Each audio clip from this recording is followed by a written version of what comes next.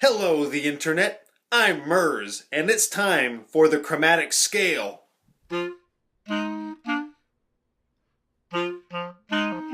chromatic scale is an important concept for every musician to grasp. Besides giving you a better understanding of your instrument, it's also a quick way for somebody else to hear things about your playing, like your range, your finger technique, your air support, and also maybe even your articulation. What is a chromatic scale? Most scales are made of a combination of whole steps and half steps. A major scale is whole, whole, half, whole, whole, whole, half. A minor scale is whole, half, whole, whole, half, whole, whole. A chromatic scale is half, half, half, half, half, half, half, half, half, half, half, half, half. It's just half steps. Crazy, isn't it? Here are a couple of ways that you can learn your chromatic scale. The method I'm going to tell you first is also the stupidest one to use, and that's to use a fingering chart in your book. Yeah, you can learn all the notes and you can learn them in the right order, but you're just learning the fingerings by memory. You're not actually learning the notes that well. So I don't recommend it. I don't think it's pedagogically sound. A really good way to learn your chromatic scale is to just read the scale off of the music, especially if it's written properly, with the sharps going up and the flats coming down. This way, not only are you learning the notes in the right order, but you're also learning your fingerings to go along with them. However, my favorite method to learn the chromatic scale is the black key method, or the piano keyboard method. I like this even better than the notated method because it helps me to visually see how the notes are connected together, and I can see all of the half steps. Here's what I mean.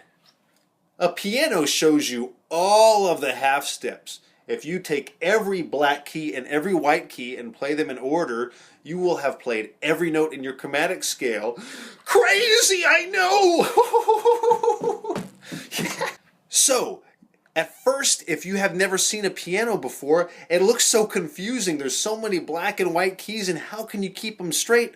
But then, get your detective eyes out and look for some patterns. You see, there are 3 black keys, 2, 3, 2, 3, 2, and it goes on forever and ever and ever and ever, theoretically speaking, of course. All you need to do is to know the pattern.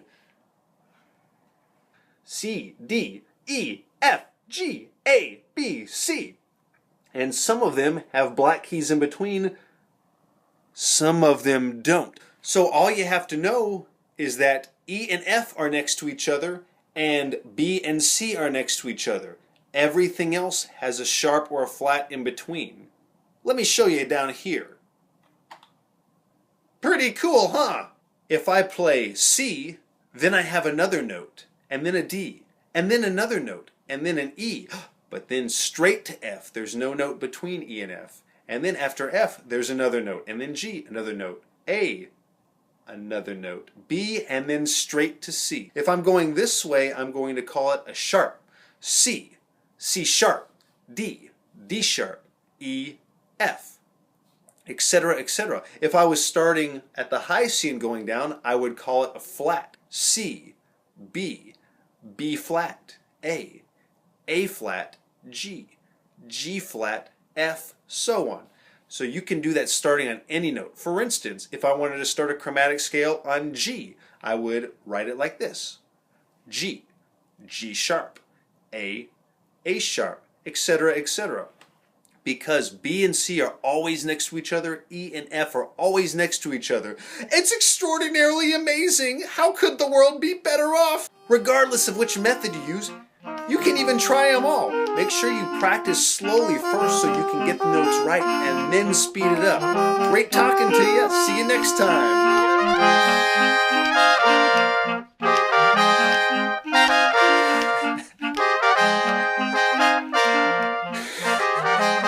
Whole half, whole, whole, whole, half, whole, whole. Oh, I think I said that wrong. It's whole half, whole half, whole, whole, half, whole, whole. Whole, whole, half, whole, whole, half, whole. Whole, whole, whole, half, whole, whole, half, whole, whole.